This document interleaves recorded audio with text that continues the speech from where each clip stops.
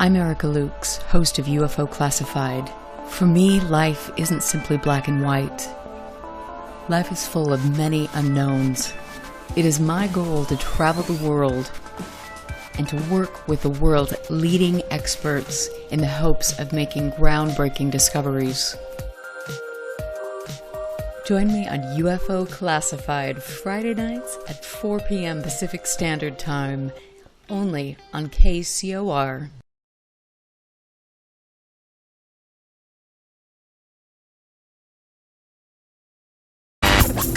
UFO Classified. UFO Classified. No more plausible deniability. Fact, fiction, or the truth. You decide. And now, the new voice of the high desert, the hostess of UFO Classified, Erica Lukes.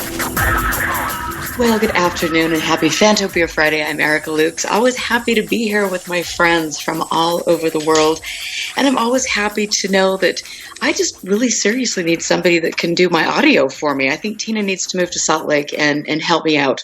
That would be just fabulous. But I want to give a big shout out to all of my usual suspects, my friends that support the show, people from all over the world, as I was mentioning, Northern UFOs, who is an incredible support system for me and always helps me post my show to YouTube. I really appreciate his help and support. As you know, that this is a listener-supported show, and I know that there are people out there who donate to the show, and I really appreciate all of your generosity and hoping that you know that I do this, and I really care very passionately about the people I bring on the show and the subject matter. I believe that we all deserve the best, and we should be getting that, and we're not. I also want to say, if you didn't listen to my show on Spaced Out Radio, I was there with Dave Scott on Wednesday night. I was there with Chris Marks as well, who has been on my show 3 times. And I made the announcement that we are engaged. And so I think that shocked a few people. I think I'm shocked. I think he's shocked. And the rest of the paranormal world is probably in shock as well. But we met because of Skinwalker Ranch, and we have very similar beliefs that that area deserves to be protected. We are madly in love, and we're going to be getting married this fall. So there you have it. There's the big news. Anyway, I also have some other news too, but I'll get to that later. I am here tonight with someone who has always intrigued me because of his depth of knowledge. I remember watching The Entity back in, 25 years ago, and just being in awe of that story, of the people that were investigating this woman who was terrorized by an entity. If you ever get a chance, watch that movie with Barbara Hershey. Probably most of you have, but it's always fun to rewatch it. Dr. Barry Taff is a person who has more experience in parapsychology than anyone in the world. And he was at UCLA back in the 70s studying this when they actually took things seriously and got funding. It is remarkable. He, in his career, studied over 4,500 cases of ghosts, hauntings, poltergeists. He's conducted extensive studies in telepathy and precognition, developed the initial protocols and methodologies for what was later termed remote viewing. And I bet most of you did not know that. He's a fascinating man. He's investigated as a psychic subject, the result of which he published in Behavioral Neuropsychiatry. I'm sorry, my phone just rang, so that threw me off right there. But you know me, I'm a special spirit when I get on air. So Barry he's done so much. And Barry, I could read your bio. It would take 5 years because you've been on every show known to man. You've accomplished so much. And I mean, you honestly, I believe, are one of the people that could teach us about UFOs and share your experience. And I think that's what we need. I mean, tell us more about your background. Well, my formal education degrees are in psychophysiology and biomedical engineering. So psychophysiology is an interrelationship between your brain and your body and behavior. So you learn anatomy, you learn neurology, you learn neuroanatomy and neurophysiology and electrophysiology. You learn psychology. It's sort of the cheap man's way to, instead of getting a medical degree, which I couldn't have done because I'm too sensitive to pain, and being around people who were sick all the time would have torn me apart. But this is the formal education, and what came out of that was I have 6 patented medical devices, and it was easy to create these and develop what's called proof of concept engineering prototypes that proved themselves out. But I learned, as many others have, that getting something through the FDA is not only time-consuming, it's extremely expensive if there's no predicate for the devices you have. Right. And for 3 of our devices, there's nothing even close to it on the earth. Bottom line, for example, quickly, because this show's not about my medical devices, but you get an idea where my mind went. I was studying acupuncture, and I was intrigued by it because you could electronically map the points. They have a lower resistance and a higher potential, voltage-wise, and so it's interesting, and we mapped those. I was studying the work of Dr. Robert O. Becker from the Syracuse Veterans Administration, and he published dozens and dozens of papers on electromedicine. And he found that if you monitor these points, you can do amazing things with them. You can detect illness before it's clinically observable, and you might be able to heal people. But he went beyond that, Dr. Becker. He found a way to regenerate the limbs of mammals, which is what we are. Most of the creatures on Earth are mammals, except for those in the ocean, and reptiles. But he found a way to stimulate the regrowth of mammalian limbs, which is incredible because every year so many people lose limbs in accidents and wars and whatever. And if there would be a way to save that person's limb and grow it back, it would be amazing. Right. He found that no one cared, that no one gave a damn. I couldn't believe this. I was like, what? And found also a way, if you break a bone, God forbid, you break a bone, and you got a cast from 6 to 10 weeks usually for the bone to knit, to hold the bone in place. Well, he discovered that by applying a weak magnetic field to the piezoelectrics of our bones, that bones healed much more rapidly and healed better than without the coil. So you could have, let's say you break your forearm. Instead of just being in a cast, they wrap you in a special cast that's got a magnetic induction coil. And this causes the bone to heal instead of 9 to 12 weeks. It heals in days. And when the bone's done healing, the polarity in that bone reverses itself, and a little light would come on. Oh, look. So instead of wearing this thing for months, you go like, a few days and you're fine. No one cared about that either. But anyway, that's another simple device. When we were working on something called the multi-organ diagnostic system.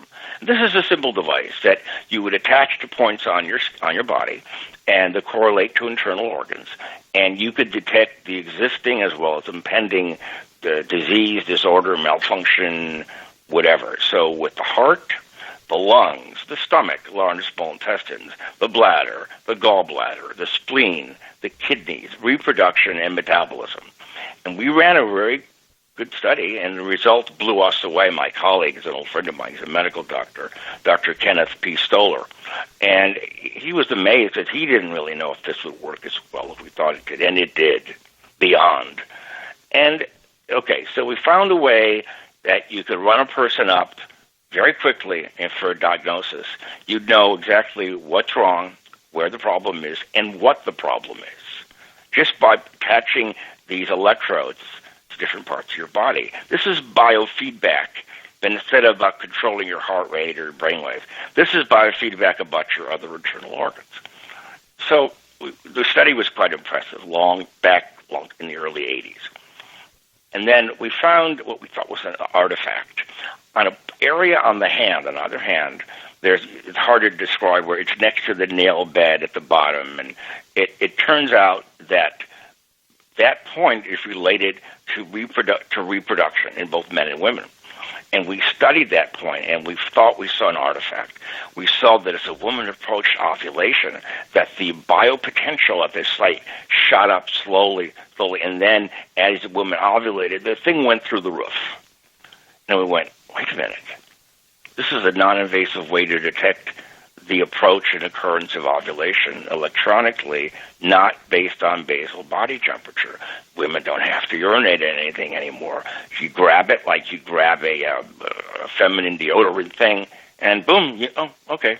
You do whatever you want. You can get pregnant with it, fertility enhancement, or you can avoid pregnancy, which is obviously the exact opposite of that. It worked. We got a patent on that. Another thing, in the original Star Trek series, in the sick bay, you lay down on the bed. There's no wires connected to you, and your vital organ parameters are read out on the screen above the patient. That's in Star Trek, the original series. We found a way to make that work. This could record your brain waves, your heart, and respiration, a few other things as well, from up to 12 feet away, and there's nothing in contact with your body. Nothing. It worked. It wasn't easy to do, but it's expensive, and we almost sold that to a major hospital, but they just discovered that this would be much more expensive than what we currently use, so they didn't buy it. Oh, darn. But anyway, that was normal education, and I have to make a point here that when I got my doctorate in 1975, a long time ago. So, you fill out that, you apply for employment, not as a parapsychologist, mind you, as a psychophysiologist or a biomedical engineer. And I sent out hundreds of applications all over the world. There was no email, no social media, nothing. Snail mail. And you wait, and nothing came back. I go, I'm sure they got it, because the mail was pretty reliable. Nothing. This is really weird. So months later, a few responses trickled back in, and the responses were so bizarre that I should have kept the letters, but, who cares? It said, you have a lot of nerve expecting us to hire you, given your background. I went, what? What do you mean background? Apparently, I'd been on TV too many times, on LA twice, 2 in the Town, hit the front page of the LA Times U section, another LA Times article in my work, another one in my work, and then I was at the Daily Bruin 3 times, the UCLA Monthly on the cover, and I thought, it's like, what's the big deal? Well, apparently, they would look at me, my presence would have created a hostile work environment. People would be frightened of you, or they'd be asking you questions that would distract them from their job, and you wouldn't get work done, and you wouldn't let them let them there. So we won't hire you. I went, what? Wow. Now this is 44 years ago, and then I thought this problem would go away. About 10 years ago, yes, it might. We have a business plan, my colleagues and I wrote up, for the medical devices, an executive summary. It breaks down all the devices, what they do, what the market is, how much you need to get through the FDA, blah, blah, blah, Class 3 PMA or 510 or whatever it is. So it went out. We got it to one of the world's largest, the multinational company that does electronics and medical work, automotive, everything. We got in through a friend of a friend. So he read our business plan, and his response was, he loved it, my God. He wrote up a recommendation, passed it upstairs to the company, this is in Europe, mind you, that they should implement the development of 3 of our 6 devices immediately. We'd save a lot of money doing this together rather than doing it separately. So weeks went by, no response from the people upstairs. Months went by. Finally, I spoke to the man upstairs, one of them. And the first thing he said is, your business plan is full of crap. What? He says, there's no evidence you've done any clinical work at all. Your patents are indecipherable. And I thought, wait, what's going on? What's he talking about? So I said, sir, stop lying to me. Tell me the truth. So there was this dead silence, and I thought he hung up. Nope. Very thick accent comes back to me, and he goes, all right, you want the truth? I'll tell you the truth. I looked you up. We looked you up. You're crazy. ESP, paranormal stuff, ghosts, aliens, UFOs, remote viewing. You're crazy. Boom. We threw your thing away and destroyed it. We threw your plan away and shredded it. So, as you see, there are downsides to being a big parapsychologist. That in the real world, especially when it comes to medicine and big money, that people are terrified. See, if art already had made a lot of money for anyone based on the patents or anything else, well, then if you're weird or strange, you're an eccentric. But if you're not really rich, you haven't succeeded financially at this level, you're insane. End of story. So it's been like I never would have thought that all the work I did would come back to haunt me, but it did. How sad and pathetic. It's actually given our society. It doesn't surprise me looking back, Right. but I didn't think it would be this brutal. No, that is brutal. And there are other people I know. And a friend of mine, I won't give out names, but he had doctorate clinical psych and well-known psychologist, psychotherapist, whatever, on the East Coast. And so he was working at a university, both him and his wife, and suddenly there's some new heads, dean of the college. He's reviewing all the people that work there. So he comes up to my friends, my friend had a great reputation. Everyone liked him, a teacher, and blah, blah, blah, the whole bit. And suddenly they call him in, my friend, and they said, look, we can't keep you here. Why? Well, I learned about what you're doing, and we think it's demonic, and we can't have people like you here. Uh-huh. It doesn't work. Yep, that says it all right there. It's too dangerous. So they terminated him. And he couldn't do anything about it because his wife was working there. And then eventually they fired her because she was his wife, knowing that no one's going to spend hundreds of thousands or perhaps millions of dollars to fight them to get a job back that wasn't that great to begin with. They weren't making a fortune working in a university. It's not like the high-end, unless you're the dean of the college or you're a major executive, you're not making a fortune. So this stuff does haunt people. And, I could understand some of the crazier shows I've been on the last just 30 years alone. But even when I made it into the LA Times View section, 1976, on the Hollyman case, and this is on my website, barrytaff.net. There's an article called The Hollyman Haunting, As Good as It Gets. And it's a great case. It's, as far as we know, the place is still affected. Different people have moved in and out, and I was able to speak with them. And the article that was published was somewhat tongue-in-cheek. Could have been a lot worse. Could have been a hell of a lot better. But it's, and I discovered why a lot of people in the media, journalists and reporters, have such a skeptical attitude towards the paranormal or ufology. Because the news, which we assume is all objective and factual, is usually manipulated, twisted, embellished, exaggerated for effect. They know that certain things will get more attention, higher rating. They promote danger and death and insanity. That will bring in more ratings, another disaster, another more people killed. And they realize they are reporting the news as they want you to hear it and see it.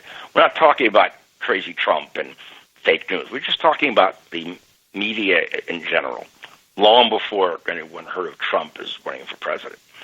And if the people that work in the news, if they know that their news isn't what it's supposed to be, they would tend to be skeptical of anyone making any claim about anything, even if it's right in front of their face. And this is the problem, is that they're back in the 70s, I met a man who was an executive at a local network out here in Los Angeles, one of the TV networks, and really nice guy. The reason I met him was poltergeist activity going on in his home. So before he went to his home, I met him in his office in Los Angeles, and we were walking around. There was some journalist going by, and he introduced me to her. And she said, "Oh, you believe in that sort of crap?" Everyone with a brain knows that this stuff's all a bunch of nonsense and made. I go, "Well, then good. I don't have to worry about talking to you about this. Your mind is made up." She went, "What?" I go, "You're a fool and you're ignorant." Boom. That's it. No reason. It's I've seen this. The media loves to ridicule this stuff. They've always done it, and they're always going to do it. That show that was on the History Channel, Unidentified. It was very upsetting to me because they used the trick in promotion. The trick was scare people and make them think that there's a possible problem with the threat to national security, and fear mongering. Oh, let's scare everybody, and this and this. Everything on that show has been discussed for decades. There wasn't one new thing they spoke of. Right. They're clever. Let's scare. Ooh, this might hurt you. Blah blah blah. And they kept showing the same footage over and over and over and over, and repeating the same story. And I'm going, wait a minute. If the head guy, I won't use his name, if he really was who he claims he was and dealt with highly classified information as he claimed he did, and he then went public with it, even though he left the military, he signed a national security oath. They could arrest him and prosecute him, and they'd win. Right. And why didn't they do it? Because it's not real. Boom. It's like, hello? And I watched the show. It was very painful just going. And the one thing I thought they'd be able to do is explain for people the nature of what we call physics, gravity and inertia and momentum. So people would have a better understanding that if you're doing Mach 6, you can't just make a right turn or stop on a dime, right? Because of problems with inertia and momentum and mass and all that. And I thought they would do a good job. No, it was like, oh, okay. Yeah, I think that was disappointing to me as well. So, and then lots of other people. It was just for me, the whole thing with that group is it's all about the threat. You hit it right on the head. The only thing threatening was the fact that the show was on more than once. The whole show, the entire 6-week, 10 episodes, could have been done in 1 hour. I think you're right. I hear that music. I am looking forward to tonight. I'm Erica Lutz here with Dr. Barry Taff. If you don't have his book, Aliens Above, Ghosts Below, you need to get it and put it on your shelf. I recommend it. You can get it at Amazon or Barnes & Noble. We will be right back. Stand by. This is UFO Classified with Erica Lukes. The phone lines are open now at 702-425-9230. That's 702-425-9230. Worldwide callers use Skype name KCOR Radio.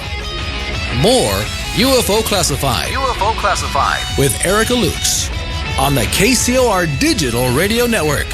After this. Here's what happened on the last episode of Three Guys, No Ties. Oh, a couple of things real quick. Dave Moore, happy birthday, and your Star Trek animated series Blu-ray edition is on its way, my friend. Also, world-famous illustrator. You've seen his work everywhere, even if you haven't seen his face. Simon Myers was on the show. Some of the stuff on the site isn't necessarily it's pitch work more than all the Doctor Who stuff was done for the Doctor Who comic books, but some of the other stuff was done as pitch work. For example, there's a piece, I believe, of Princess Leia that was done to show Lucasfilm that I could actually draw Star Wars stuff. And then I did some stuff for a British magazine called Star Wars Insider Magazine, which was a joy because I am an absolute bona fide geek. So it was a joy to know that my stuff had landed in San Francisco and had crossed the desks of the people at Skywalker Ranch. So that was really cool. Three Guys, No Ties. Wednesday nights, 7 to 9 Pacific on the KCOR Digital Radio Network.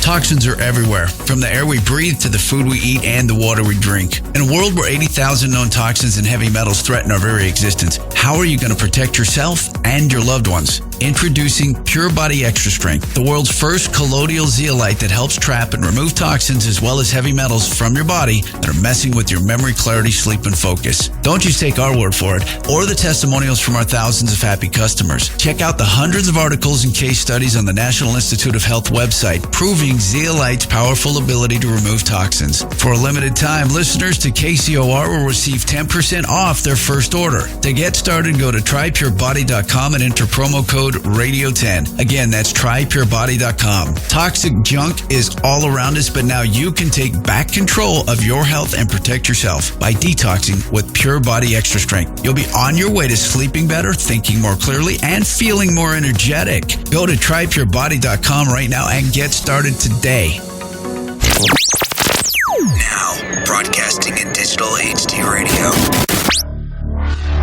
Are you ready? Ready to go inside the Matrix? Inside the Matrix. You see, whoever controls technology controls the world. Then tune in Sundays at 3 p.m. Pacific, 6 p.m. Eastern, as your host, Jimmy Brent, takes you deep inside the holographic Matrix. Carefully designed to stimulate the mind. Come explore a world of topics from technology, archaeology, spirituality, and so much more. Inside the Matrix will liberate you from the manipulated, parasitic entities of consciousness. You guys ready for this? It's time to claim your true natures as creative, divine beings inside the Matrix. Hosted by Jimmy Brent. Who are we talking about? Jimmy Brent. Live Sundays at 3 p.m. Pacific, 6 p.m. Eastern. Exclusively on the KCOR Digital Radio Network. Inside the Matrix. Investigating and analyzing the experience of life. Life.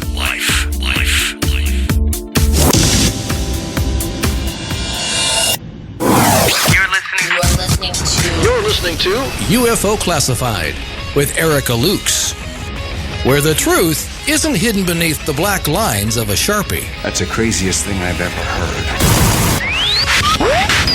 To be on with Erica, call 702-425-9230. That's 702-425-9230. Worldwide callers use Skype name KCOR Radio.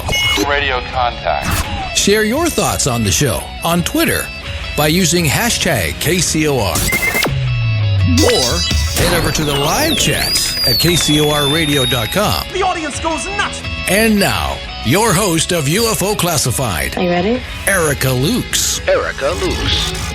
Welcome back and happy Fantopia Friday. I want to thank all of my friends who get into chat every week and have intelligent, thoughtful conversations and support the show. You all mean the world to me. I am here for you, and I truly believe we can accomplish great things. I know that we can, and I want to just thank everybody. So there you have it. And I think I'm a little flustered because, as I announced, yes, I am madly in love and getting married, and who knows where we'll actually be getting married. I guess we'll have to keep you guys posted on the festivities, but it could be interesting for everybody. So I will keep you updated. You can find me at ufoclassified.com or ericalukes.com. I have some very cool new merchandise that's in, and when you purchase that merchandise, it actually supports the show. And as you know, this is a listener-supported show, and it means the world to me to have people who understand that it's better to support research and knowledge like this than to go spend $600 at a conference and see the same old song and dance that really accomplishes nothing. Unless you like that kind of thing. I don't know. That's just me. I'm just saying. I'm here tonight with somebody that I gravitated towards a long time ago because I understood the importance of his work. He was a parapsychologist in the 70s at UCLA and studied over 4,000 cases with ghosts, hauntings, poltergeists, and experienced some very heavy and exciting stuff and probably frightening. I love it. If you haven't seen The Entity, you must watch that.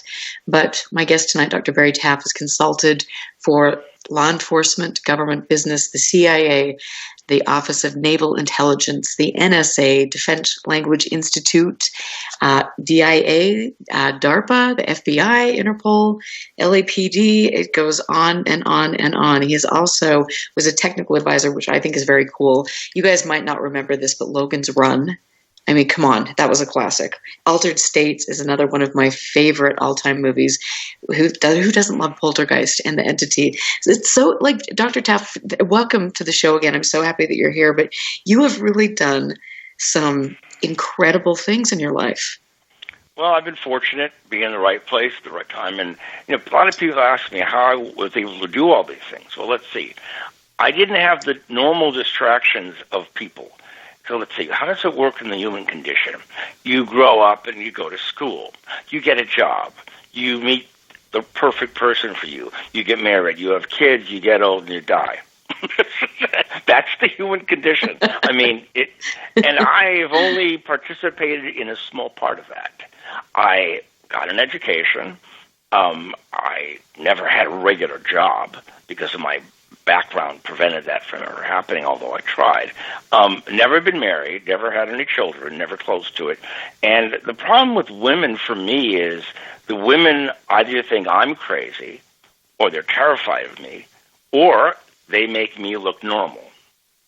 And if neither of those scenarios is good because it just doesn't work. And it's to the point where, like, this is 2011? Yeah. I met someone online, some dating site. So we met for dinner. And very attractive lady, about 15 years younger than me, and stunning. And she said, she says, well, I want a relationship. I just wanted you to help me. I said, with what? She said, with transitioning to the other side. I went, what? Well, I'm going to commit suicide soon, and I wonder if you could help me. I go, what? Help me connect properly. I go, what are you talking about? You go, huh? So she told me she had a daughter, and the whole bit. It was like a 16-year-old daughter, but she was going to wait until her daughter was 18 so as not to traumatize her. I said to her, first of all, you're incredibly selfish. Secondly, you need psychiatric help, not parapsychologist. I said, I don't want... And then, so I walked her back to her car. I didn't make sure she wouldn't walk into traffic or something like that. And she was driving a $300,000 Mercedes AMG model. I said, hey, look, I forgot what her name was. I said, look, if you're going to be leaving soon, do you need the car? Okay. She goes, what? Sweet Well, baby mama. Dead people don't need cars, right? Because you don't have to travel like this. No, I don't know. I gave it to my daughter, but she's already got her own. But she doesn't like the horsepower. It scares her. I go, yeah. Okay. But it's just. And then one other woman I met at what's the coffee? Starbucks. I don't even drink that much coffee. And I went her. She wanted to meet there. We talked. He looks like a young Joan Collins. Very attractive. And she says, look, I know all about you. Don't do anything. Don't do anything. I know all about you. I go, well, what? Look, and notice she was hobbling. What happened? Well, I climbed a tree with my high heels on. I jumped out of it, and I damaged my leg. Why did you climb the tree? It was there. I went, what? It was there. What are you talking about? Look, I've got to get back to the earth. Excuse me. I mean, it's scary. But I should write a book on just the crazy people I've met. I think you should. It sounds very entertaining to me. It's just, like I said, either they think I can help them, or they think by hanging around me something will rub off on them. I said, no, it doesn't work like that. And I almost got married once. It's in my book. It'll be in more of it in my. In 1977, I met this girl on Valentine's Day. She looked sort of like a young Liz Taylor, almost identical, except darker eyes, the same basic look. So, okay, and we met, and when I walked in the apartment she was living in with her ex-boyfriend, I was so overwhelmed by her beauty that I just was out of it. And my colleague kept going, Barry, I went like, huh? What? And I looked at her, and I couldn't stop staring at her because she didn't look real. And so anyway, we started dating, and everything was great. And then the dreams came. In the dreams, it was always the same. In the dreams, it was July 22nd. And something happened that would end the relationship, but I didn't know what it was. And I kept having all July 22nd. I go, what's this thing? I wrote it down. I don't know what it is. Why would I not want to keep seeing her? We got along really well in many ways. She was into the paranormal, but UFOs she had no interest in at all, which is, some people just aren't interested in it. And the weeks go by and the dreams kept coming. And I figure, well, okay, they'll stop eventually. Well, they did stop for a few days. And then the morning of July 20th, we were together in her condo near the Hollywood Bowl. And, I wake up and she's under the covers completely and she's shivering and crying. Why didn't you help me? With what? When the room lit up, I go, what room? This room, the bedroom. I go, what? What are you talking about? The room lit up. What? And then she said, I suddenly found myself going in another room. I was lifted out of bed. I was in another room, and there were these little guys around me. They were like really tiny. And I said, okay. I didn't feed her any information. And I said, well, they looked like their skin reminded me of a reptile. Okay, and their skin was gray, and they had big black eyes angled up. They had no outer ears. They had no nose. So, the classic gray. And I'm letting her talk, and she said, I found myself on a metal pedestal-like table. I was held down tightly at my ankles, my wrists, my neck, and my abdomen, and they were cutting and probing, and it was really upsetting me, and I was crying, and then I suddenly found myself back in bed here. And I said, do you know anything about UFO abductions? I remember the year, 1977. It was a long time ago. UFO abductions were known, but they weren't like now where pretty much everyone's heard that term. And I asked her about what UFO what? What are you talking about? What does that have to... So I finally coaxed her out from under the covers. And she, around her ankles, her wrists, her neck, her abdomen, she got black and blue bruises like she was held too tightly, too long.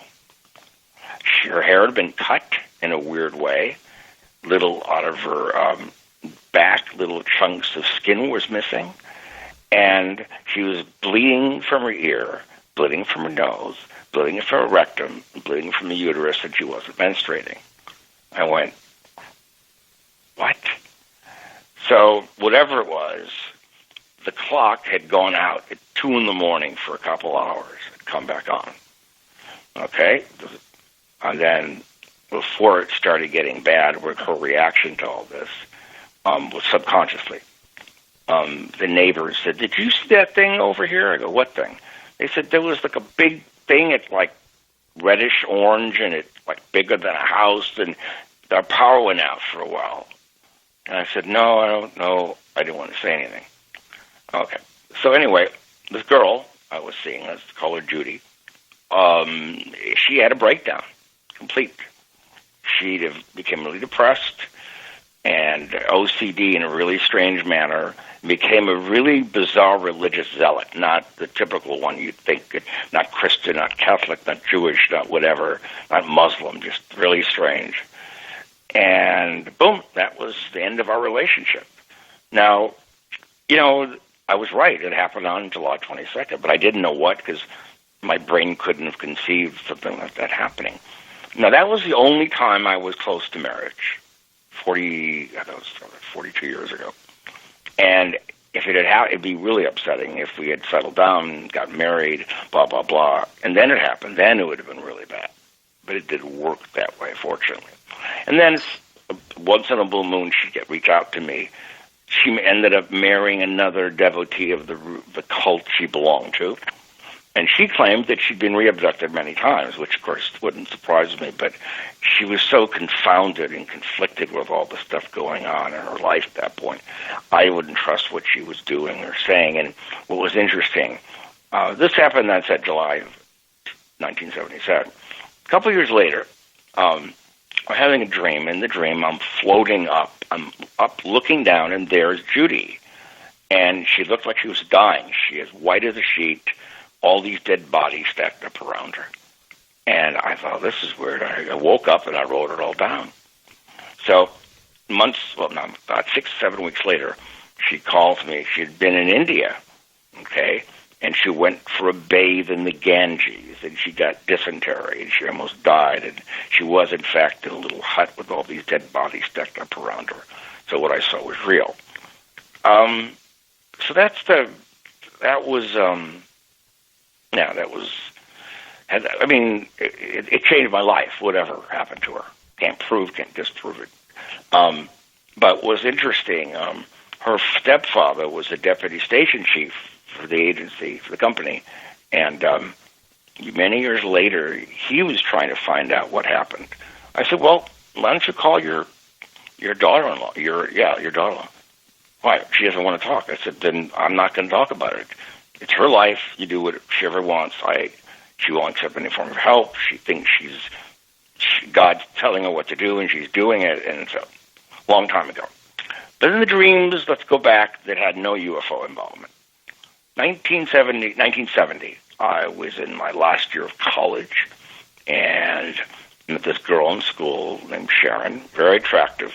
She looked, I forgot the actress she looked like. Anyway, it doesn't matter. Everything was okay. We're dating. Everything's fine. And then the dreams came, and they were always the same. I'm in the back seat of a car.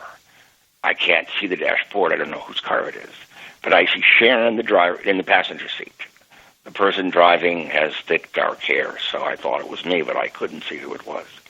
We turned down the cul-de-sac to get to this girl's house, which is in the San Fernando Valley, and a car comes out of nowhere and hits us very hard. And there's glass and fire, and it's really bad. The dream would occur again and again, and, over months of time. And I said, look, Sharon, I've got to talk to you. And I knew what could happen, but I didn't know the way it would happen. So she said, look, I think you're lying to me. I think you're doing this because you want to date me because I live so far away from you. Gas was 25 cents a gallon then. I had a nice, cool car. What difference does it? No. I said, look, I'm not going to risk our lives on a what if. It's not worth it. What's the point if we're both dead? She was really pissed, and she walked away. And I didn't blame her. Had she done it to me, I might have had the same reaction. So, some time goes by, maybe a couple months. He's dating someone else. I didn't know who it was. Anyway, they're coming back to her home in the valley in Northridge, and turning into the cul-de-sac, and she's in the passenger seat, and wham, the car hits them, bigger, heavier than the car they were in, and the driver was, her boyfriend, the driver, was instantly killed, and she was badly injured. So did I change the future because I saw it and therefore didn't fear anymore, or was my perception of the future jaded, or what's called primary process, that my mind sheltered it? I thought I could change it, but it sheltered me from seeing what would happen. I don't know. So, like, I talked to her mother months later. She was really injured, and it was really bad. So if we had kept dating, I probably would be dead, or we'd both be dead, or I'd be dead and she'd still be crippled. So what was to be gained by it? So when I started having these recurring dreams, they're usually about dramatic things, I listened to what my psyche's telling me. Absolutely. And you've had some amazing experiences. And you, on our first show that we did, I mean, gosh, it must have been a couple of years ago, and time goes by so quickly, but you talked a little bit about some of the other experiences that you had, and I definitely would recommend people go back and listen to that show because it's fascinating. You have had some interesting experiences in your life. And it's... And what's weird is that I thought as I grew older, these things would happen less frequently because we assume they happen when you're younger, especially the physical phenomena. And then as you grow older, they stop because the mechanism isn't as viable because you're older. And the way I describe human beings in my book is as biological operational amplifiers. In electronics, there's something called operational amplifiers. I think that some people act as them, meaning they serve to access the energy around them and to put it to use in a way we don't yet understand. And it's the decades ago when we had tube televisions, I could put my hand in front of a tube when it was on, and you saw brilliant colors all around my hand as if the phosphorus was affected by my own magnetic field. Okay, but and the next day that TV would be dead. So I learned to stop doing that. I never tried that with a flat screen because it was too expensive a thing to play with. But I also cannot wear watches, which is not that uncommon.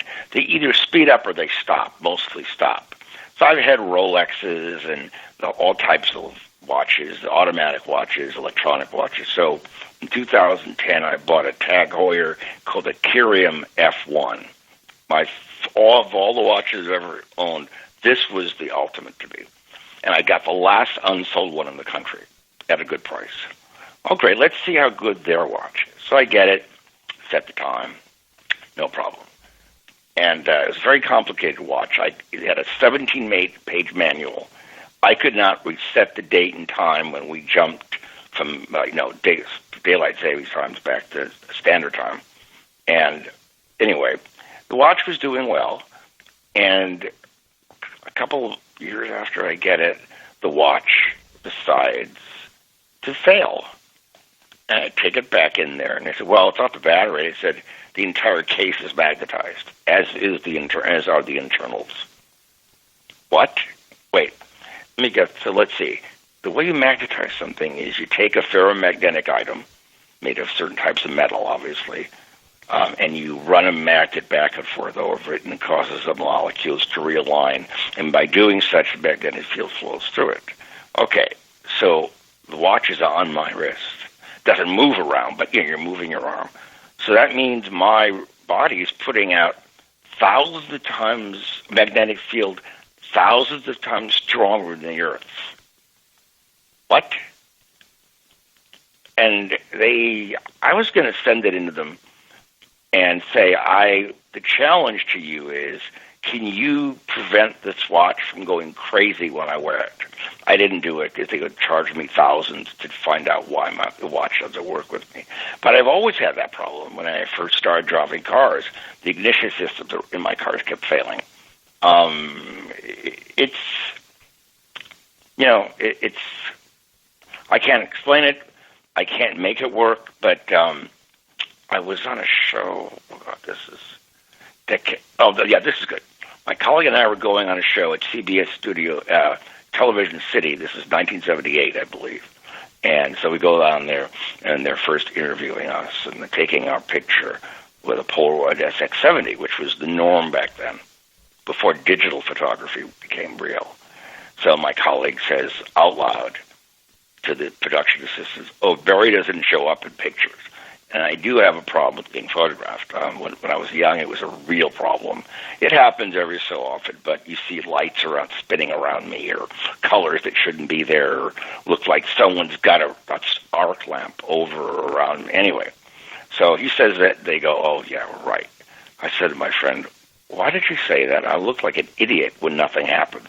Okay, so they take a picture of us. We're standing maybe a foot away, right next to each other.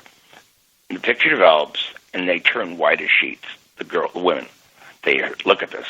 Well, you see my colleague perfectly. He's off to my left. Or right. Oh, it's off to my right. You see hair, face, everything. Where I am, all you see is blinding light. Not any evidence that I was there. None. We didn't get on the show. I can't make it happen.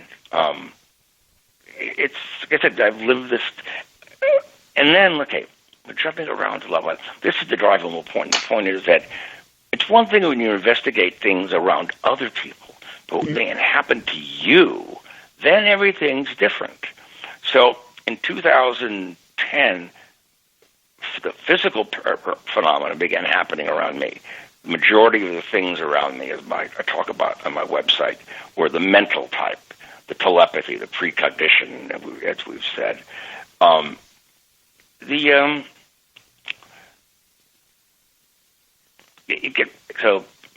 in 2010, late 2010, I'd be watching TV with a friend, came over, we were watching some movie, and suddenly there's a big clang in the kitchen, and like metal, and I look around, my friend opens one of the cabinets, he goes, what's this?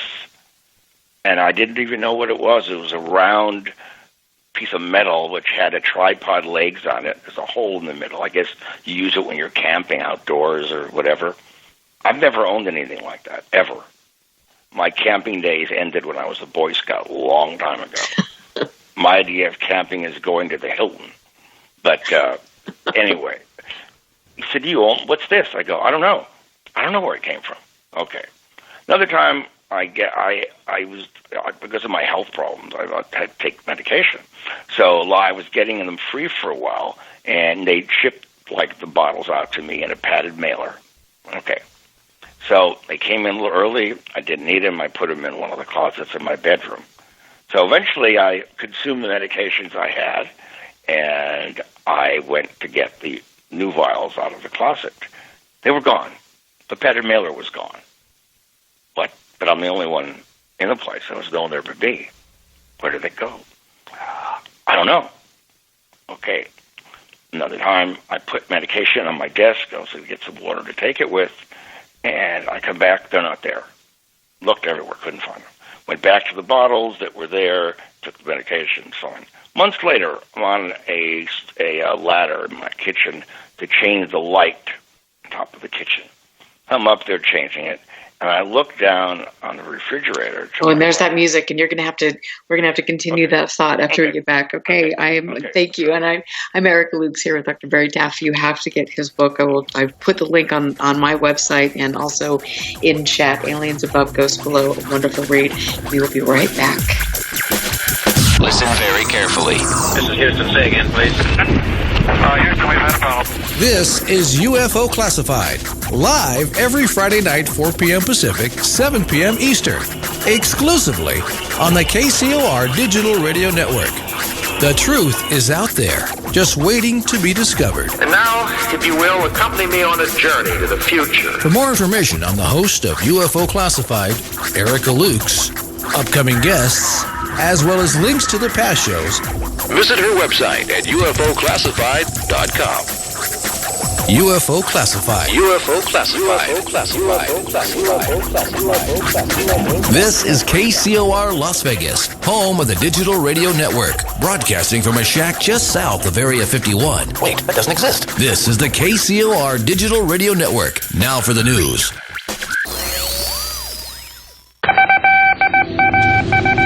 The disc landed at a ranch at Corona, New Mexico, and the rancher turned it over to the Air Force. Rancher W.W. Brizzell was the man who discovered the saucer. What I thought was a star began coming in my direction at a very rapid rate of speed. The unidentified object, which some sources thought might be a blimp, moved slowly down the Pacific coast from Santa Monica and disappeared south of Long Beach. I saw a UFO, and it went down the river, turned right at the United Nations, turned left, and then down the river.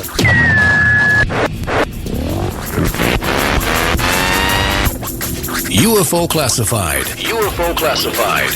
No more plausible deniability. Fact, fiction, or the truth. You decide. And now, the new voice of the high desert, the hostess of UFO Classified, Erica Lukes.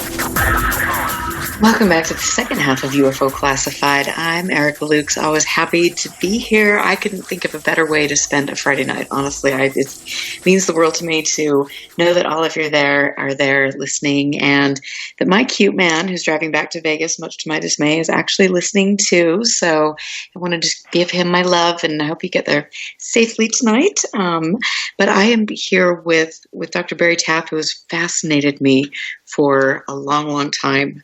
I watched The Entity way back when it came out, and that movie rocked my world. I found it fascinating that there was actually a person that this was based on. The story of The Entity was based on, and that Barry Taff is that person who investigated that particular case, and it's just fascinating.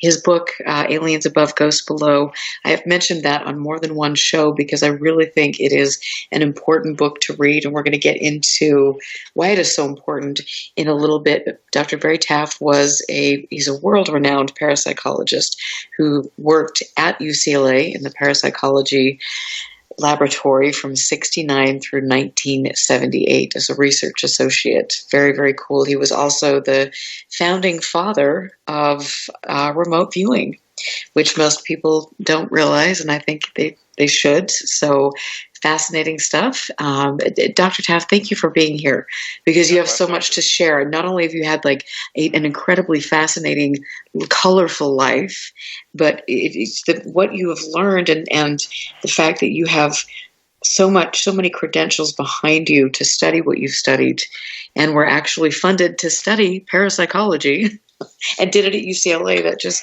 is pretty mind-blowing.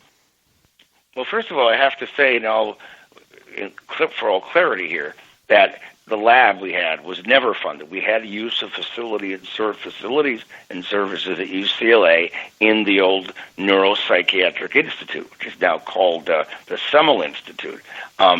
When Dr. Moss, who ran the lab, Dr. Thelma Moss, would not file for a grant application with the National Science Foundation or the National Institute of Health or whatever, they basically took the lab away from us. And what's interesting is it was a catch-22, because I did file applications with the NSF and the NIH for it was got to do with the lab work and the telepathy and the precognition, and which turned out really beyond what we thought it would. Anyway, UCLA would not put their name on the application. Would have been political suicide. Even in those days, it was politically incorrect to do formal academic research in parapsychology. Well, if you can't make money off it, you can't kill people with it. What good is it? But I want to jump to this point. I was finished the story I started before we went to break. So I had to change the light in my kitchen. So I'm on a ladder, and I had just 3 pills were on my desk. They disappeared. So I had to go up months later, up on the ladder to get the change the light. I'm looking down as I'm coming down, and I see on the top of the refrigerator, the gasket that seals the door against the fridge, there were 3 pills. Those were the pills that disappeared from my desk months earlier. They were all oxidized. I'm like, what? Why, what? Okay. Then I was supposed to go to a meeting with ABC on something we were doing, a Paranormal show. So I went to get my phone. It's always on my desk at home. Wasn't there. Can't find it. The hell, I'll go without it. So I come back, went to get a drink of water because I was really thirsty. I opened the refrigerator. My cell phone falls right in front of me and hits the floor. It was on top of the refrigerator. One of my suits disappeared. I don't know where it went. A pair of shoes disappeared. New Balance cross-training shoes disappeared. It was like, then one of my friends, when I was out of town lecturing, doing some work, a friend of mine was staying there. They had some really expensive things I just bought. I didn't want to be left alone.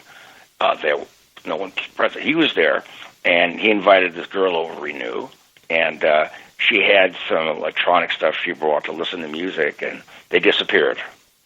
The items were just gone. And couldn't find them. And then we got really upset. She had to go out and buy more.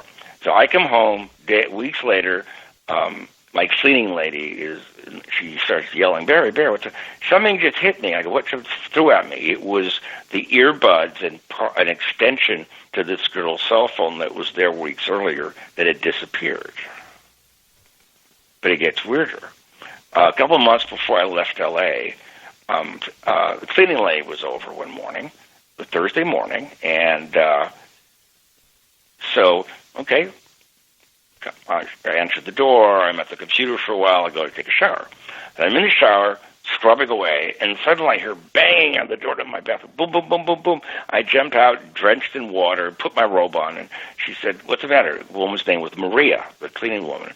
And she goes, I just saw you at the computer. I said, yeah, I know. I was out there. No, I saw you there now. I go, what are you talking about?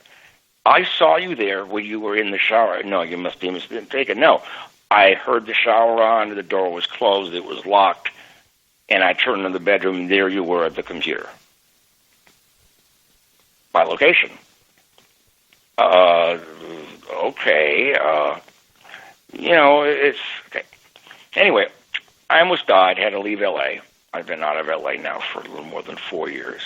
We'll go into the gory details, but it's not relevant here. But what is relevant is, so after all said and done, and I almost dying and having like 13 surgeries, I ended up staying with a friend in Rancho Mirage, which is the desert. And it's a nice area. very hot in the summer, really hot, even at night. Anyway, so I moved into his place. Now, he already lived there for 14 years. Not one paranormal event occurred ever around him in his house, ever. And I'm there, and within 5 weeks of landing there, I'm staying there 5 weeks, things start happening. I'm sitting on the couch, and I hear a woman yell my name right next to me. But there's no one else in the house. I'm sleeping. I hear something blowing in my left ear, and I hear a woman's voice say, "You remember me, Barry? You remember me?" What? And I jump up, and I see these weird colored lights zipping around the rooms. We're moving in November of 2017. They're packing up the stuff. I was helping my friend to pack up stuff we needed to move, and I was laying down on the floor because my back hurt. And I hear voices in the kitchen. I thought my friend was in there with the movers. Nope, he's way in front of the house. So I go in the kitchen, nothing's there. Then I hear voices in the bedrooms. I zip back there, no one's there. Okay. So then we come to this new place in Palm Desert, about 8 miles away from where we were. Nicer house, bigger rooms, quieter, cooler. You can call hell cool. Anyway, so we think, well, nothing will happen here, right? It's a new house. So we're here for starting, and it took 6 months, and then little things began to occur. Disembodied voices again, things disappearing and reappearing, apports. Okay, but then it gets really strange. I'm at the computer, I see a shadow coming down the hallway, even though there's nothing there to produce the shadow. It comes and it zips right by me, like a transparent person, but you see the edges. And what the? Okay. Then laying down in bed one morning, and I'm on my right side. Must have been, I think it was about 3:45 in the morning. And even though the blinds are closed, the drapes are pulled, just the light that comes in, and enough for me to see. And I look, oh my God, there's a woman laying next to me in bed. I'm awake. I see her. I see the hair, the brow ridge, the nose, the cheekbones, the jaw, the whole bit. And long, dark hair, really long. And I smell a body odor. It wasn't bad. It just wasn't mine. What? And I did.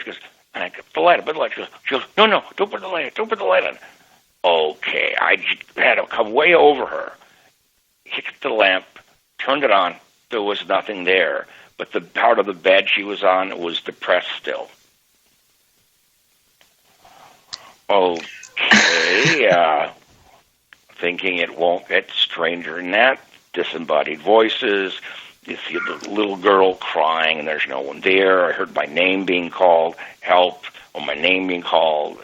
And I thought, well, nothing weirder than that's going to happen. On August 16th of this year, the weirdness reached a new peak. Something awoke me at 3:15 in the morning. 3:52 exactly. It was touching my right underside of my right arm. And I wake up, and there are these things in my room. But they weren't people. Diminutive humanoids, typical grays. I could see them enough. And they snapped back once they realized that I was awake, and they bounced off each other. They turned around, went right through the wall and the door, like it wasn't there. And I get up. What the hell was that? I was awake. It woke me up. The room has a really bad smell of hydrogen sulfide. Wasn't there before. Now, let's back up a few months. I'm taking out the garbage one night. I'm coming in and taking out the garbage, and, this is interesting. I see something blocks the light, the street light. I turn to my right. There's a disc hovering maybe 1,800, 2,000 feet in front of me up. Huh? And what? It was like a reddish-orange glow, and then I went, what? And then it was gone. A few months before that, I'm taking out the garbage coming in, and I see what I thought was a star, but it wasn't, because it was pulsating, and it was moving around in a very odd manner. Its behavior wasn't that of a normal aircraft. And then out of the lower left corner of it, it was firing off like ejecta, like plasma bursts were coming down. And, and then it zipped away really fast. So, I filed the UFO report with MUFON, and, okay. Next time, go to New Fork. I just had to throw that out there. Next time, do it with New Fork. Oh, okay. But anyway, we're in the desert. UFOs are much more common here than they are in the city, for what I remember reading over the decades. So the whole, so again, you get older and you think, well, this stuff won't happen anymore. No, it seems to be happening more. And maybe because of how sick I've been, all the surgeries, maybe my body's healing itself. And in that process, it's generating more power, more energy. But then the proof became even stranger. The friend I'm staying with, I've known him, family for 27 years. Good friend. Worked together for the medical devices. This is not my colleague who's a medical doctor. He's a businessman. So it came up somehow. He had to get some new medication. I didn't know what meds he was taking. It's not my business. It's his. And he rattled off one of them. I go, wait a minute. That's anti-seizure. He's seizure-prone. Here we go again. Now it all makes sense. I alone won't manifest these things, but him being seizure-prone, he's the power supply, I'm the lens of the focal plane. Boom. It all makes sense suddenly. The mechanics of it are still vague, but if I had my instruments here, I'd know more, but they're still in L.A. with a friend. There were I had 3 big Pelican cases filled with instruments. You know what's interesting? When I was first reading about the Skinwalker Ranch, and apparently the phenomena tended to happen more around certain people than others, and I thought, why aren't those individuals being measured in the environment? Because we've discovered, measuring human bioelectric field is very easy. In the millivolt range, no big deal. Measuring a human biomagnetic field is very difficult because it's less than 1 million times weaker than the Earth's magnetic field, and you'd need superconducting sensors, which aren't available in a handheld technology yet. Portable. They're all, squid devices or whatever. But when you take our instruments, and if you try to measure a human biomagnetic field, you see nothing because there's nothing to measure. It's too weak. But if you put that device near a person who's seizure-prone or epileptic or as a poltergeist agent, you just suddenly discover their body's putting out magnetic fields millions of times stronger than a normal human being. Gee, what a coincidence. Why is that? Okay, so we see a magnetic connection here. Remember when I said when I was young, I'd put my hand over a TV screen and colors would form around it? That's what would happen if you put a strong magnet up to the screen. Not your hand, but in my case, it was my hand. So we're looking at something, like I said before, as a biological operational amplifier. Our bodies are putting out enormous amounts of power if we're wired to do this. When they first ran me up on a study at UCLA, as you mentioned earlier, and they ran a number of EEG studies on me to see what was going on, in a restful state, even with my eyes open, I was putting out over 1,000 microvolts at 10 hertz, which is alpha, the alpha range or spectrum. And that normally would electrocute a human being. They asked me if I've ever had seizures. I go, nope. What a bizarre thing. 1,000 microvolts, which is way beyond what a person should normally create. And now what's interesting is this. The best evidence for the phenomena which we call recurrent spontaneous psychokinesis or poltergeist activity, the best evidence suggests that the majority, if not all, of people that are plagued with these problems tend to be seizure-prone or epileptic. When they take their medication that quells the seizures, lo and behold, the phenomena stops. They stop taking the meds, the phenomena, their seizures start again, and the phenomena starts up again. That suggests the same region of the brain that's involved with the epilepsy and the seizures is likely linked to this phenomena. Well, then you could reverse engineer it, and you could then artificially drive it the way you drive photon EEG, you put strobe lights in front of people's closed eyes. The pulsing light will drive certain brainwave activity to see if there's an aberrance or anomaly in there from a medical standpoint. Based on this, it would theoretically would be possible to artificially drive electromagnetic fields near these individuals to trigger the events to happen, rather than waiting around for something to occur. Good, but then you run the risk of killing the people you do this to, because you likely would electrocute them. Their body would short circuit, and they'd probably have grand mal seizures and die, swallow their tongues. So now, what's interesting, it appears if you shield certain environments, like perhaps Skinwalker Ranch or cases I've worked on, if you shield them with mu metal or gyron, they're magnetically permeable items that magnetic fields won't go through, not only the phenomena stops, but the energy of the phenomena is not magnetic. What? Doesn't make any sense. That's what I always say. The way the phenomena couples with our bodies is through our biomagnetic field, but the energy itself is not magnetic. We don't know.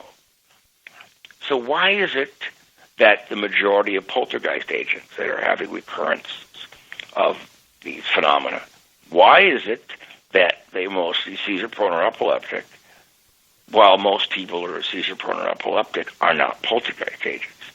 Somewhere in the middle, there's a missing or unknown variable. And it suggests that there's something far greater at work here that we may not be able to even begin to comprehend, that we are all linked together in ways we can't imagine. That, the idea of if one person dies, everyone dies to a certain point. Yeah.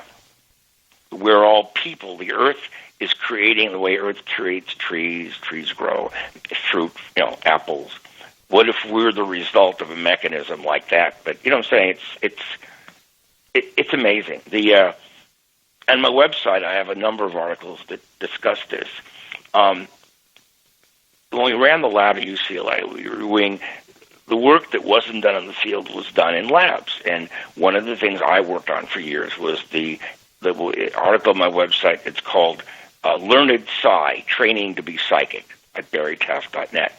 It talks about the program we had, and it was quite impressive. Beyond anything we expected, we got much better results than we thought. It's what intrigued the government why they kept showing up early on, and we couldn't work with them because the university wouldn't allow us to. But anyway, we discovered something that's really, every once in a while, physical phenomena would happen in that environment. It was a sensory-deprived environment. You can't see anything, you can't hear anything, you can't touch anything. You're alone in your own mind. One girl came, she was a poltergeist agent. I thought, let's see what happened. She shows up. No one knew who she was but me. And suddenly, a big ball of red light flies out of her body across the room. And everyone freaked out, including her. But also, we discovered that, let's call it ESP, what finally, remote viewing is the technical discussion or description of something that we don't understand. In other words, instead of calling it telepathy, the dirty word, it's psychic, or precognition, the evidence seems to now indicate that it's all the same, meaning that some people are able to remotely perceive information that is not in their space or in their time. So if the information we access is from the present to another person's mind, that's telepathy. If it's displaced in time and it's forward, that's precognition.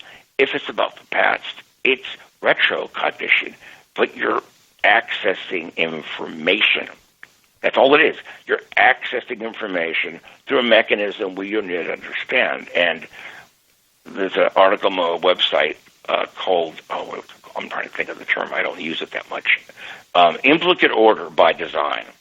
There's a good deal of evidence now that supports the fact that our memories, which allow us to function on a daily basis and have been with us since birth, that our long-term memories are not stored in our brains. What? Evidence suggests they're stored in a remote power field, like a zero-point power field, suggesting that when we access information through our mind, let's say our memories, it's done through a remote process, which means that this whole paranormal stuff is a misnomer. That if the way we function and remember things we've done through all of our life, any moment, it's remote. We're accessing information that's no longer in our minds. Well, there becomes the problem. Okay, we can see the past. Okay, we can see the present. But what about the future?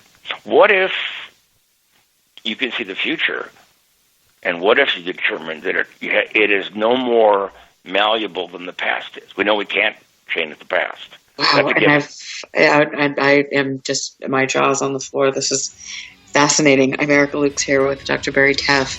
You can go visit his website at barrytaff.net. We will be right back. Stand by. This is UFO Classified with Erica Lukes. Erica Lukes.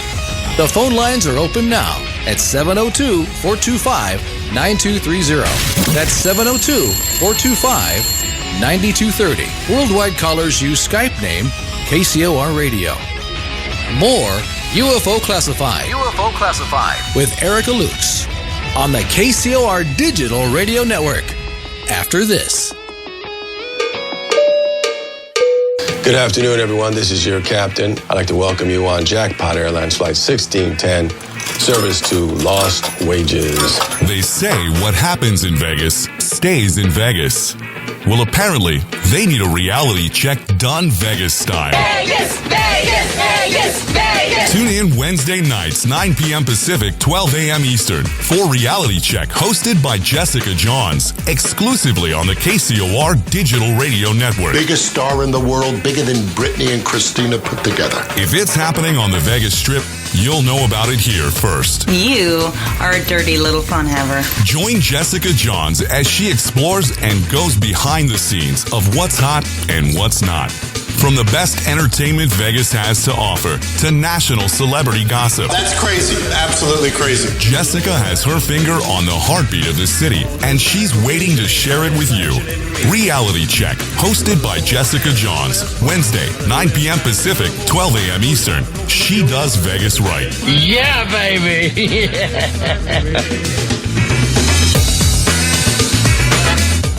Vegas, baby! Vegas' #1 source for talk and new music. How cool is that?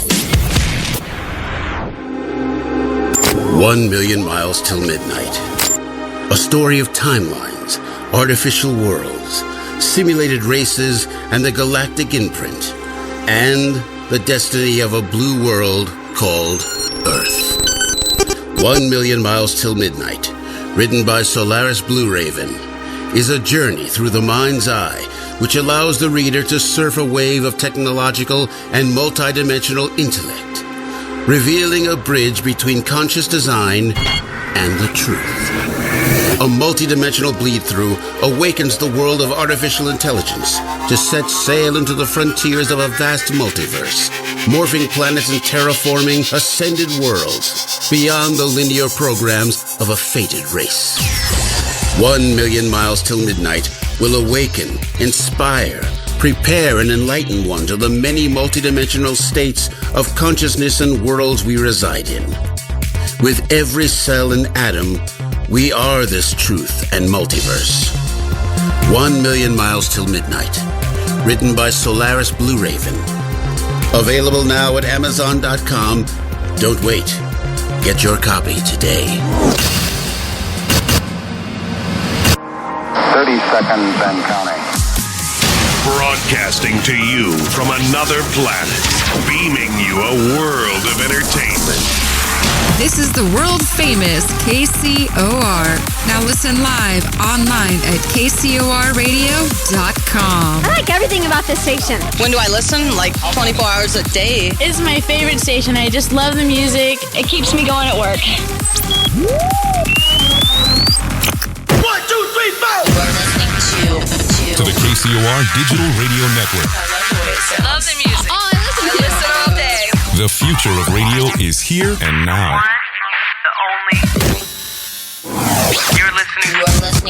You're listening to UFO Classified with Erica Lukes, where the truth isn't hidden beneath the black lines of a Sharpie. That's the craziest thing I've ever heard. To be on with Erica, call 702-425-9230. That's 702-425-9230. Worldwide callers use Skype name KCOR Radio. Radio contact. Share your thoughts on the show on Twitter by using hashtag KCOR. Or head over to the live chats at KCORradio.com. The audience goes nuts. And now, your host of UFO Classified. Are you ready? Erica Lukes. Erica Lukes. It is always with great sadness that I come back to the fourth and final segment of my show, because I honestly could talk and talk and talk and talk all night to the people that I bring on the show. They are so colorful and gifted and experienced and can teach us so much. So I love it. Thank you for being here and always supporting me in my endeavors. I love this. I have so much fun doing this. It makes me so happy.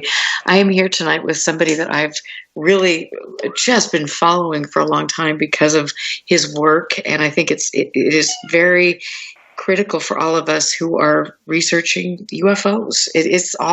There's so many connections, and we have to be aware of all of these connections. Dr. Barry Taff is a world-renowned parapsychologist, and I mentioned that he was also the person that really started the remote viewing and things, and I love everything that we're talking about. Before we get back into our discussion about where we left off, I want to just ask you, because we've got a question in chat about the remote viewing and where you were doing this and what happened.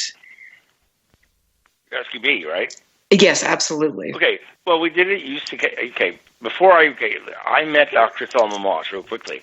I wrote her letters, and there were no email back. This is like 1968.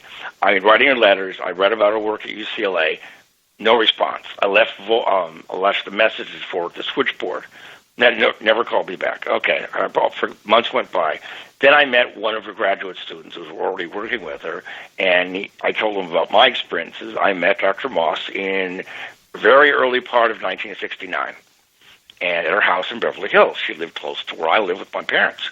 And all I knew about her was the paranormal work. I knew nothing about her past other than that. I didn't care. So go into her house, and she said, I'm talking about my experience. And she said, you psychometrize things, hold objects and get impressions. I go, yeah.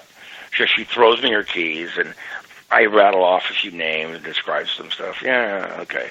Whatever. She knew it was accurate. Then I said, I see a fat, blue-eyed blonde woman named Shelley screaming a lot. Who's Shelley and why is she screaming? And Dr. Moss turned a little red because her best friend was Shelley Winters, the actress. And that was an accurate, if not unflattering, description of Thelma's friend. So that's how I started working with Dr. Moss. And we did the work in the lab. We had a huge conference room that we turned in the Neuropsychiatry Institute, that we turned into one of sensory deprivation. It was pitch black in there. You couldn't see, couldn't hear a thing. So we did this week after week. This is on my website in Learned Psy Training to be Psychic. And it got boring because it worked so well. It was reliable. There were things that went up and down, but we used to work sometimes, mostly at night, because of the daytime it was used for other purposes in that environment. So I remember to show you how extraordinary these things can be. There was this one girl who was going to give us a source to access, and we knew nothing about her other than she volunteered in the lab. We knew nothing about her at all. So we start describing, in this sensory-deprived environment, we start describing a nice big home in a rustic environment, surrounded by lush trees, like gardens, big glass walls. And I remember, and I said at one point, I see empty jars of Bako bits lining the kitchen. I thought, that's really weird. And then I kept coming up with a name, but it made no sense. I was phonetically trying to describe what I could do. Anyway, well, and then we started describing this person being viciously mugged and beaten. So we go into the review or the portion, and Judy, the girl, takes, and she didn't tell us who the person was. Our description of the house was accurate. The kitchen being lined with empty jars of Bako bits was accurate. Okay. Then, to make matters worse, we get to the accurate. Okay, things about it were very accurate. But then came a problem. The beating. She goes, no, he's never been mugged. What are you talking about? Why would he? No one's ever mugged him. So, okay. 2 days later in the lab, get a call from this girl. Do you remember the session the other night when, oh, yeah. Well, I didn't know it, but my friend at the time, he was up in San Francisco area. At the time the group was being done, the session, he was being viciously beaten and mugged in San Francisco. But she said, I didn't know it. I said, well, we're accessing information. You're just a conduit. It's not coming from you. It's probably to focus on. And she said, how could you? But it was hundreds of miles away. I go, well, that kind of freaked her out.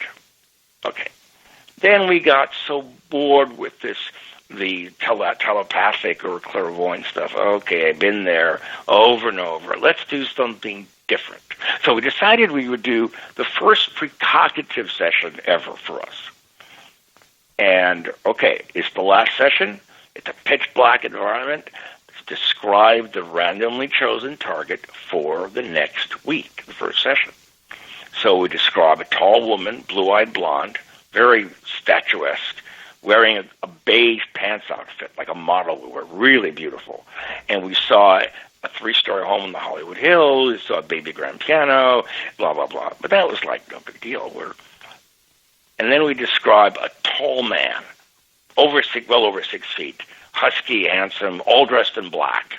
Black shirt, black pants, black gloves, black boots, black belt, broad belt, black cape, black mask, black hat, and an imposing sword. We thought we were losing our mind. What are you talking about? So it was all recorded.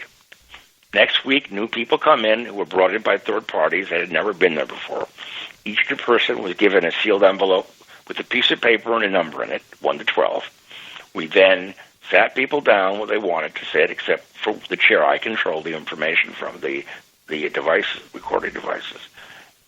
And open your thing. Okay, we roll the dice.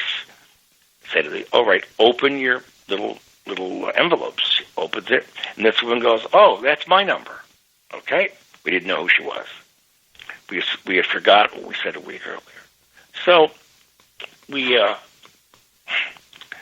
she starts hearing a description of her. Perfect. Hair, face, eyes, height, figure, color of the clothing. Now, she had access to 23 chairs in that room, all of which had numbers underneath them. Of her own free volition, she sits in one of the chairs. Okay. Turns out, guess what? Not only did we describe her accurately, what she looked like in the clothing, but she sat in one of 23 chairs that she had access to of her own volition. The house, baby 3-story home, yep. Baby grand piano, yep, no big deal. And then the tall man dressed in black. And she stops, she turns to me, she goes, how do you know who I am? And we went, what? But how do you know me? I go, what are you talking about? How do you know who I am? I go, her name was Tony Williams. And she was the daughter of Guy Williams, who played Zorro for Disney. Huh? Interesting. And she goes, wait a minute. She goes, wait. But I didn't know I was coming here till a couple hours ago, and I was chosen randomly, so how could you have done this a week ago? I mean, even as I'm telling this to you now, there's goosebumps going through my head, like my hair would be standing on end. But you would understand, does that mean That means some of the future's already there. Otherwise, you could never see it. Really freaked her out. Didn't blame her. Kind of like, I don't get this. I go, no one does. And some of my academic brethren back then said, oh, we guessed. We guessed? The only thing we didn't say was the name Zorro. Okay, so that was amazing to us because it was precognitive in a major sense. We tried it again a few weeks later, and all we kept seeing was fire, fire, fire, fire, flames, fire. I'm up in the lab the next Thursday, and fire trucks coming to the Neuropsychiatric Institute where we worked. That room had caught fire. There was a short in one of the outlets behind the curtains on the west side of that room. It sparked the curtains, and a fire started. And we didn't start it. We weren't in there starting our own fire. It's a self-fulfilling prophecy. But why? Well, but people didn't like that either. Very upsetting. Well, that means the future's already there. I go, but that means we have no control. I go, and we still don't know precisely what's going to happen when. It's random to us, and as long as we think it is, that's all that matters. And it shook us, some of our people loose. They didn't like this. It was fun and games were over. It was interesting. I've never failed to be amazed by what it told us. Again, we're accessing information. Some of it's with us, some of it's in the past, some of it's in the future. Now, the only model or theory that would encompass what I'm discussing here, the only one, is one suggesting there's a holonomic or holographic nature to consciousness and space-time related to the paranormal. That when you make a hologram, if I give you an 8x10 headshot of yourself, but it's a hologram, you know, if you tear pieces of paper apart, you get little pieces of paper. If you tear a hologram kind of apart, each piece can recreate the whole because the information is equally distributed in that medium. Well, our brains in some ways work like that. Evidence suggests that consciousness works like that. That's the implicate order by what I call by design, which means the information about the past still exists. It means the information about the future already exists. The information about remote locations would say you're in your home doing this, and you could as easily see what's happening in Peru or in the middle of China or Kansas as you could to see what's happening in front of you. It's information, and some people can access it more easily than others. And we thought, yes, some people can be trained to do this, but there's a penalty to pay. We found a lot of the people who got into this became so enamored with it, so caught up in it, that their ability to think and reason was diminished because they were obsessed with what they could see. Well, it's like a blind person. You're blind, dark all your life, and suddenly, oh my God, you can see the colors and different hues and shades of people and beautiful artwork and cars and homes and looking at each other and, you know, your wife, your husband, whatever it is. Be like, and sort of like, wow, look what I can do. You're accessing information. This is how we're designed to function. It's paranormal, but it isn't. Like, what? So, and this is what's intriguing. I always wonder, what if the future is, okay, we know we can't change the past. That's a given. But can we change the future? I mean, in other words, if information is there and it's, you know, it's immutable, it's immutable, you can't change it, then why are we able to see it? Because it would drive us crazy. It would frustrate us. I mean, you get married to the perfect person for you, and then realize, uh-oh, I made a mistake. But then why did you marry them in the first place? Well, because I could change the future. You know what I'm saying? We always like to do things on a what-if scenario. This girl I met, she wanted to know why we're never going to meet. And I said, because we never did meet. She went, what? We never met. I don't get it. I go, we never met. That's what she couldn't get it. No matter what I said to her, she couldn't get it. And I said, it's not going to happen. Things kept occurring. I said, forget it. When JFK was inaugurated, 1961, I bet my parents $25 or $50, I forgot what it was, that he would die in office. He'd be killed in office right around Thanksgiving in '63, and they go, you're crazy. What are you talking about? Stop this nonsense. Well, it happened, as we remember, in Dallas, and my parents didn't talk to me for weeks. They were terrified. Look, how can you do this? If you're really young, you're a kid, and these things start happening to you, and they occur in school and around friends. One of my most interesting stories came from when I was 10 years old in elementary school, playing in the courtyard one time, and this little blue-eyed blonde girl named Christine was walking towards me. I knew her. She was the same grade I was. I'm wearing a sky blue dress with a flower on top. And she's walking towards me, and suddenly my vision changed. And the only way to describe this is if you saw Man of Steel in 2013, in the first act, you see where his X-ray vision cuts in school and he can look through people. That's exactly what happened to me. But I didn't go hide in the closet and make the door heat up with heat vision. I just saw through people. So I looked at the girl. I went up to her. I saw on her a plastic bag wrapped around her midsection and a tube going into her body. Remember, I'm 10 years old. I didn't know what a colostomy was. I said, Chris, what's that weird bag under your skirt or dress? And she started screaming, and I got the principal, and they dragged me in there. Did you look under her dress or sneak in the girl's bathroom? I said, I did neither. It came out. It was like, Superman's X-ray vision. He goes, what? And, okay, I'm going to have to call your parents. Got a problem here. Calls my parents, talked to my mom, and he said, what is this thing with your son? Describe, he can do that. And the principal went, what? He can do that. What do you mean he can do it? He can do it. I don't want to discuss it. That's it. So he doesn't know what to do, the principal. I looked at him, I said, you've got that appendix scar that's never healed. It's all like purplish. Now I call it a keloid, but I didn't know what that term was. I didn't use it. And he turned white and red and green on me. He said, if I ever hear this happening again, I will have you arrested and thrown out of school. Well, it did happen again, but I never talked about it again. So, this is my problem.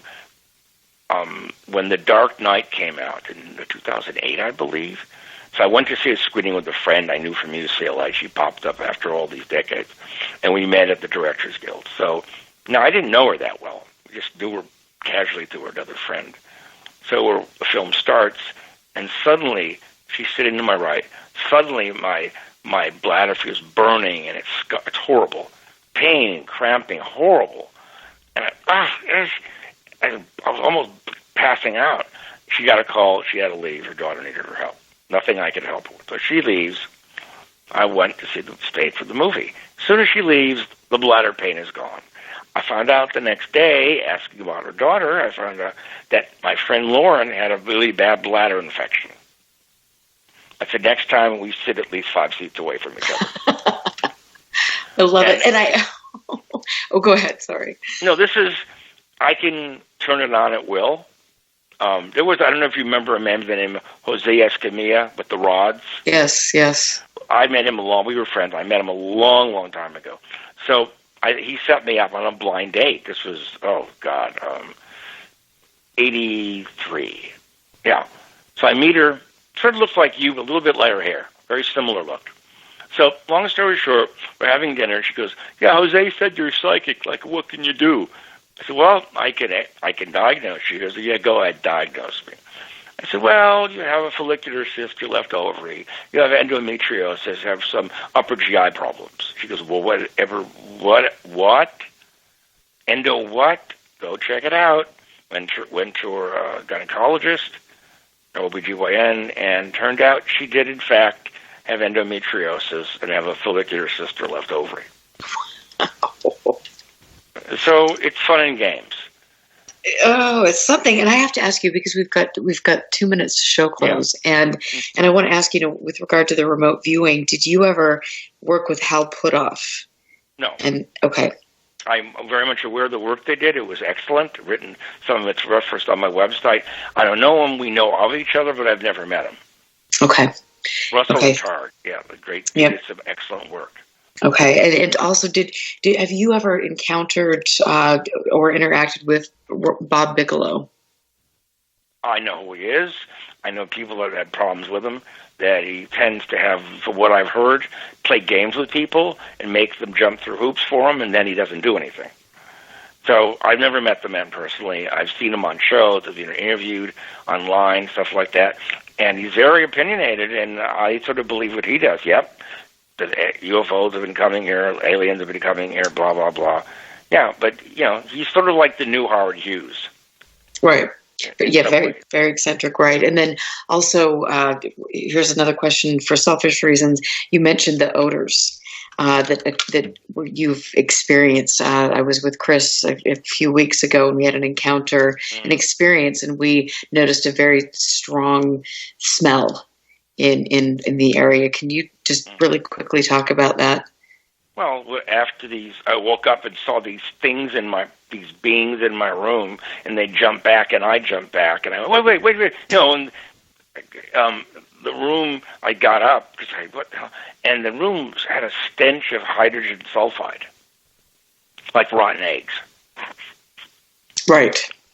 And I got a very sensitive snout. I mean, my certain odors really bother me, and that's one that does. I can't even eat eggs because the smell of eggs there's enough sulfur in there to make me nauseous. So it was horrible. And it's interesting because this was what was around us. It was so strong, and it lasted a long time. There was no wind in the area. Mm-hmm. We were out in the middle of nowhere, and it's also interesting because when Chris worked with Bigelow at Skinwalker Ranch, one of the things that they were on guard for were some of these, for that sulfuric smell in the environment. Yeah. And we've had that here ever since then. But before then, we had it here. I'd be walking in hallways in the house. It smells like rotten eggs or hydrogen sulfide. Thank God it wasn't sulfur dioxide. I would have started throwing up because I have a very bad reaction to sulfur dioxide. But I used to make rocket fuel, and once in a while you get sulfur dioxide from that, make you really sick. But yeah, all I know, when the situation with Judy, the abduction in 1977, there was an odor. It was more like ammonia, though, to the point where it actually bothered my eyes. Really strong scent of ammonia. I don't know. I mean, it's. Yeah, then people associate that, though, that typically, with the demonic presence.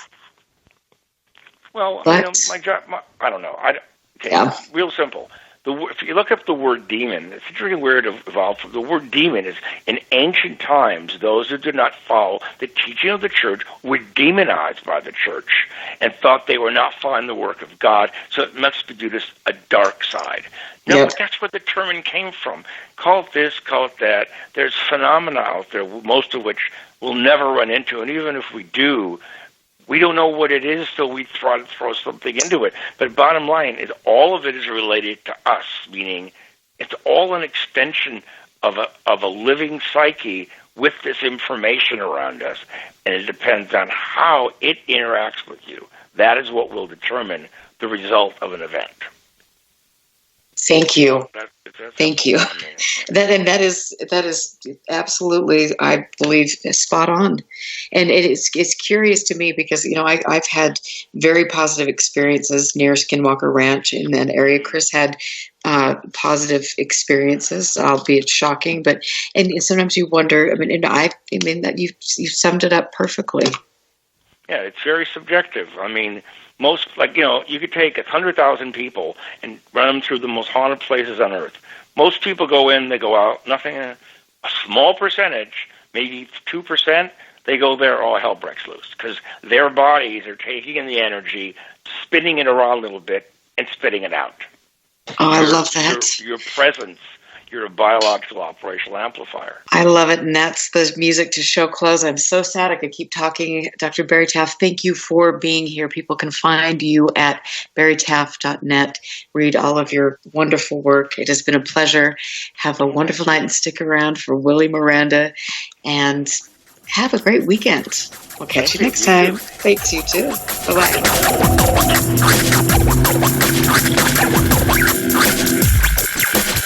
Listen very carefully. This is Houston. Say again, please. Houston, we've had a problem. This is UFO Classified, live every Friday night, 4 p.m. Pacific, 7 p.m. Eastern, exclusively on the KCOR Digital Radio Network. The truth is out there, just waiting to be discovered. And now, if you will, accompany me on a journey to the future. For more information on the host of UFO Classified, Erica Lukes, upcoming guests, as well as links to the past shows, visit her website at ufoclassified.com. UFO Classified. UFO Classified. This is KCOR Las Vegas, home of the Digital Radio Network, broadcasting from a shack just